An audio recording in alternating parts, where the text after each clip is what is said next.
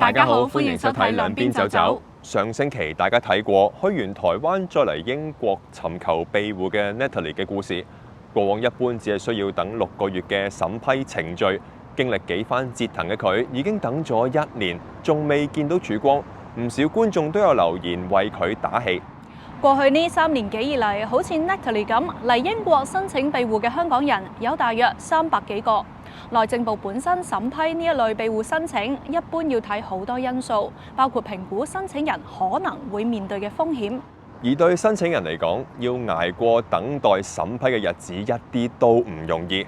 今集我哋又睇一睇，最終成功捱過嘅 Venus 係點樣度過嗰段日子啊！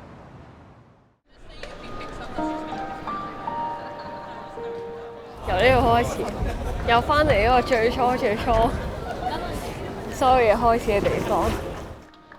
我一喺機場落 London， 第一次係嚟呢個。咁我記得當時嘅印象好深刻嘅，以為成個英國都係咁樣啦，即係你見到呢度有啲香港咁樣高樓大廈啦，跟住又有啲好靚嘅歐陸建築咁樣，我就以為成個英國，咦都幾似香港喎。當時俾我印象係咁樣嘅，咁我好開心啦。咁但係同時你又會知道呢個係一個冇回頭嘅旅行。2020年底 ，Venus 當時18歲，以旅客身份喺朋友陪同下首次踏足英國。呢條係啊，前面就係。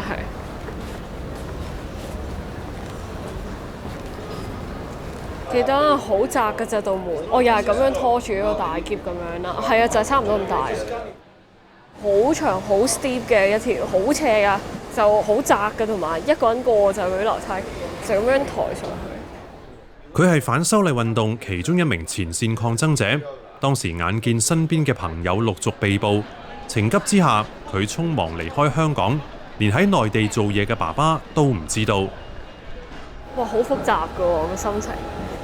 我覺得係好彷徨咯，因為我未試過自己一個旅行啦，執喼都唔識執。嗰個 moment 你一係就喺香港坐，咁但係我當時太驚啦，覺得無論如何都去外國睇下、觀察下香港嗰邊情況，睇下佢哋拉啲咩啊。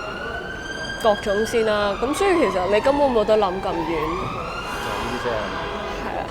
係啊，即係而家聽到好咗好多冇乜嘢，但我有試過可能商場響得再大聲啲，跟住啲人開始走啦咁樣，咁個畫面好似啊，跟住我自己就會驚到係，即係會踎喺度啊，驚啊，即係唔知做咩 panic attack 咁咯，即係企喺度喐唔到。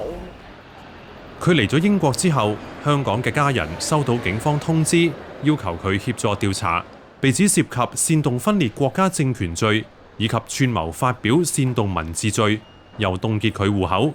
當時 BNO 簽證計劃未擴充到97後出世嘅年輕人可以獨立申請，喺冇選擇之下 ，Venus 唯有申請庇護留喺英國。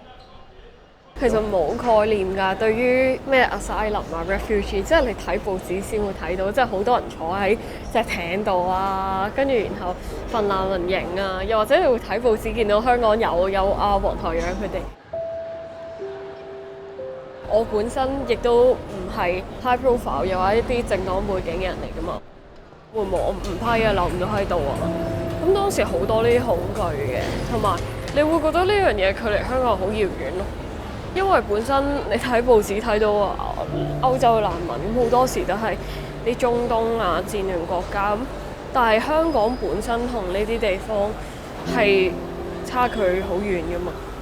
本身係一個國際城市，你會以為自己永遠都係一個可能捐錢去幫呢個聯合國難民署嘅人，咁但係冇諗過你一日都會自己成為咗難民。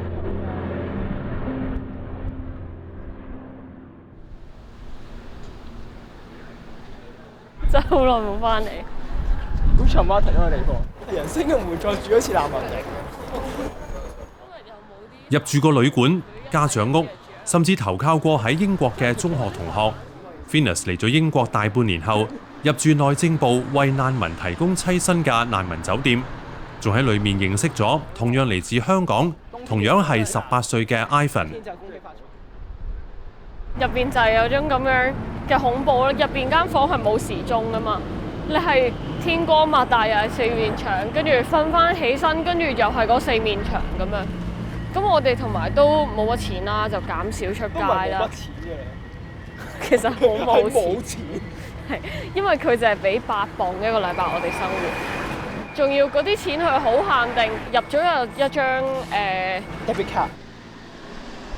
大量非法移民湧入，令到英國各地安置非法移民嘅地方飽和。英國媒體報道，內政部租用大約400間酒店嚟應付佢哋嘅住宿需求。Venus 同 Ivan 入住過呢間酒店，位於東倫敦，係其中一間難民酒店。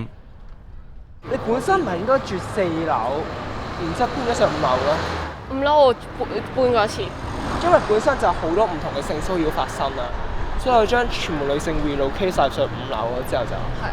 even 男性我行過，我都想俾人性騷擾。呢一類設施喺英國 local 都惡名昭彰嘅，即係譬如有時有啲細路仔俾人口販子帶走啊，即係我哋成日都見到有啲適齡要返學幾歲嘅小朋友，由我住開始到我走啦，嗰段時間佢根本完全冇返過學㗎，日日喺入邊個內庭度唱山歌啊、踢足球㗎咋，即係冇人理咯。總之就係同埋一個好重要嘅問題就係內政部嘅酒店都係外判咗俾啲供應商啦，official 投訴冇嘢可以改善到，叫天不地叫地不聞。我覺得最辛苦嘅地方就係佢哋係會24/7話想入嚟，如果萬能時一開門就無論做乜嘢都好啦，敲門2-3秒之後嚟，喂你點樣啊？然之後就好辛苦，拍檔所，跟住一翻到去啦，跟住我見到成間房打完仗咁啦。之後我成個人 panic 啊，控制唔到自己，要 call 把車入廠。佢哋兩個住喺難民酒店期間，都先後重返校園。Ivan 喺香港讀到高中，報讀銜接課程，今年9月入大學。而 Venus 就考獲獎學金，連同生活費喺大學修讀法律學位。我本身讀 law 係因為身邊好多咁樣嘅手足，包括我自己啦，都未批難民啊嘛。咁我當時又覺得，冇乜喺度嘅律師係本身做難民嘅，係屬香港嘅情況同背景。咁以至係手足同佢哋溝通嘅時候出現咗好多困難。咁所以我先去讀 law。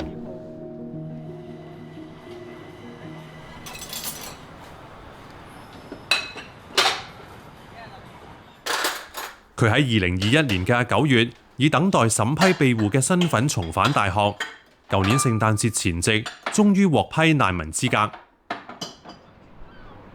就係聖誕之前咯，真係好神奇嘅，即係23號我唔 expect 有任何英國除咗 Royal Mail 嘅 service 運作緊㗎嘛。咁我就係律師又收咗封信，就話批咗。咁嗰下係好突然嘅，最大嘅聖誕禮物。我同大家一樣都有張 BRP 嘅，但係我張 BRP 咧，我寫 refugee 嘅。咁我係去旅行嘅話，我要申請呢一本嘢。呢本 travel document 好特別嘅地方就係佢唔係一本 passport 啦。咁你會見到佢上面都係寫住英國咁樣。咁但係同時我又唔係英國人啦。咁呢個好神奇嘅一件事。咁有時都會搞到啲關員好混亂㗎，即係睇開，咦呢個國籍即係香港咁樣，咁但係就揸住一本英國發出嘅旅遊證件啦。有個身份更加多嘢係唔能夠，因為純粹話我一句 asylum seeker 我做唔到，冇身份。我開始要真係過一個正常嘅生活。我點樣將我以前 so call 有用到嘅嘢去好似正常人咁樣帶翻去正常生活度？我點樣去 rebuild 翻我自己嘅生活？係當然一直有諗，但係去到嗰一下你就會有個壓力，開始係咦？你係真係呢個社會正常人嘅一份子。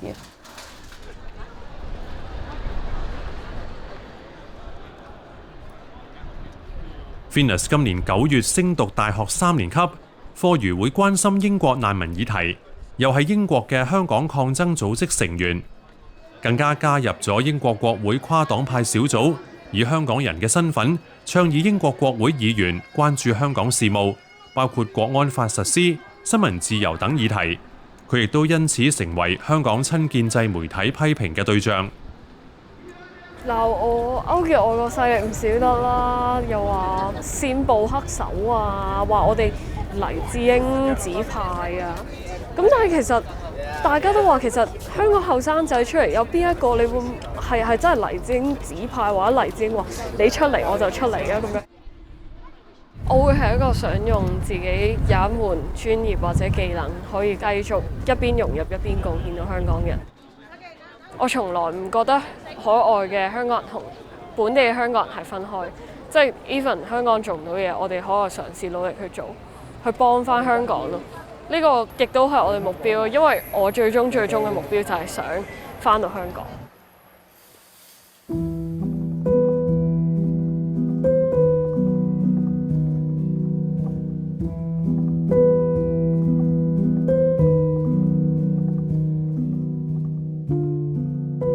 呢3年幾之內，有大約300個香港人喺英國尋求庇護，直到今年3月，有22人獲批難民資格。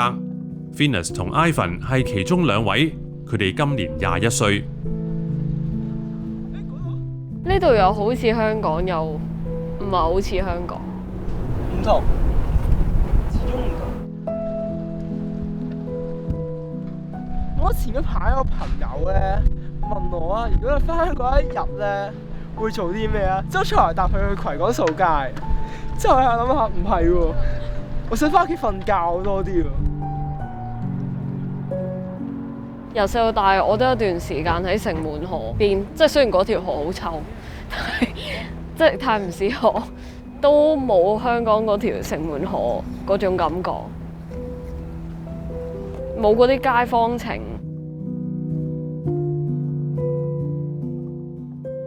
即係明明我哋全部人都係為咗香港去努力㗎嘛，但係點解有一日我哋為咗香港努力要我做難民啊，大黐線㗎！